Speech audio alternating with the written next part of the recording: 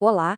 Hoje a gente vai mergulhar numa ideia de um curso em milagres que, olha, vira de cabeça para baixo quase tudo que a gente aprendeu sobre problemas. É um conceito que, se a gente conseguir pegar o espírito da coisa, pode mudar radicalmente nossa experiência de vida. E o melhor, sem exigir esforço ou sacrifício. Vamos descobrir juntos como isso funciona. Para a gente desvendar essa ideia, nosso caminho vai ter 6 paradas. A gente começa com um conceito central, que é bem chocante. Depois, vamos entender a lógica por trás dos nossos problemas, o que de fato é um milagre, o que nos impede de vivê-lo. Vamos fazer uma prática bem rapidinha e, no final, entender qual é a promessa por trás de tudo isso. Então, vamos lá. Começando pela primeira parte, uma ideia que realmente chega para bagunçar o nosso coreto e desafiar a nossa lógica mais básica. E aqui está ela, a ideia central. Não há ordem de dificuldades em milagres. Para um pouquinho para pensar nisso. Essa frase sozinha, se a gente levar a sério, tem o poder de virar o jogo completamente na nossa experiência de vida. A vida inteira a gente foi treinado a medir, a classificar tudo, né? Problemas pequenos, que a gente resolve fácil, e aqueles problemas gigantescos. Dores que são só um incômodo e dores que parecem insuportáveis. Situações fáceis e outras que a gente olha e pensa, impossível. Essa é a lógica padrão do mundo. Mas aqui é que está o pulo do gato. Essa ideia toda não é sobre o mundo lá fora. Não é sobre mudar os fatos. É sobre um outro nível. Um que acontece inteiramente dentro da nossa própria mente.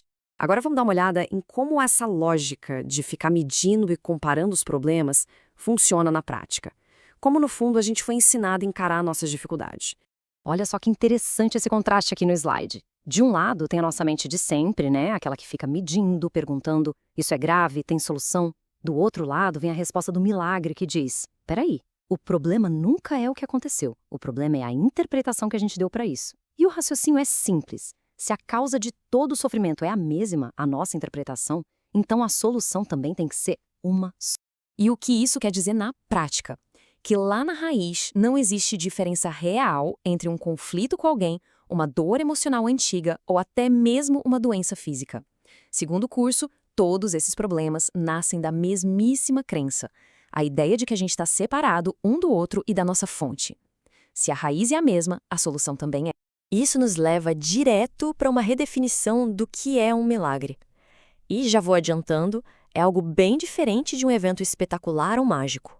O milagre, então, não é um evento mágico. Não é fazer o impossível acontecer lá fora. É muito simplesmente uma mudança na maneira de perceber uma situação, uma correção interna. É só isso. O milagre, na verdade, é um ato de humildade.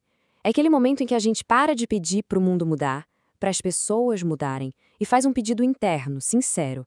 Me ajuda a ver isso de um jeito diferente. A gente pede para a nossa própria mente mudar. E essa imagem mostra bem como a coisa funciona. A cura não acontece porque o problema era fácil.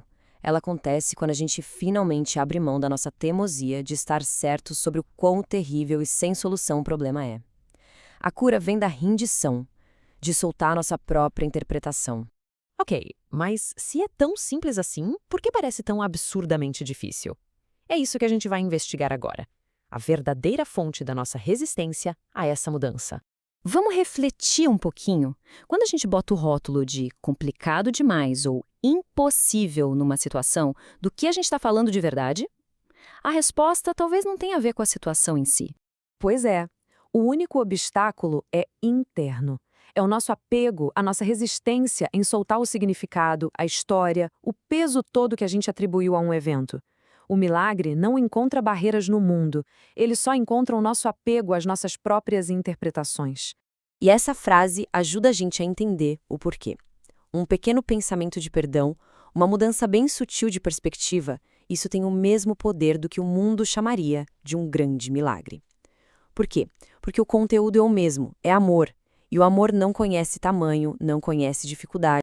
Certo, agora vamos sair um pouco da teoria e tentar tornar isso mais real, mais palpável. Vamos fazer uma prática bem breve, juntos, para a gente sentir um gostinho desse conceito. É bem simples. Primeiro, traz para a mente alguma coisa que parece difícil, algo que talvez já tenha o rótulo de sem solução. Não precisa analisar nada, só observa esse rótulo. E então, internamente, com suavidade, só introduz esse pensamento. Talvez eu esteja enganado sobre o significado disso. Apenas isso. Esse pequeno espaço de dúvida, sabe, essa humildade, isso já é o milagre começando a operar. Não precisa de uma compreensão total, de jeito nenhum. Só precisa de um pinguinho de boa vontade para considerar que, talvez, exista outra maneira de ver. E para a gente fechar, vamos entender qual é a verdadeira promessa por trás dessa ideia tão radical. O que ela realmente nos oferece no fim das contas. E o ponto crucial é este. O objetivo não é criar um mundo perfeito, sem problemas.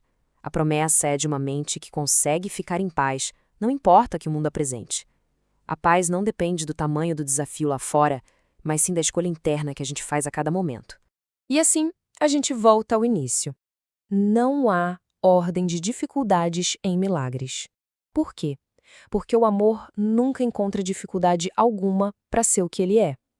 A questão que fica para a gente é: estamos dispostos a permitir que essa outra forma de ver comece a dissolver nossas velhas certezas?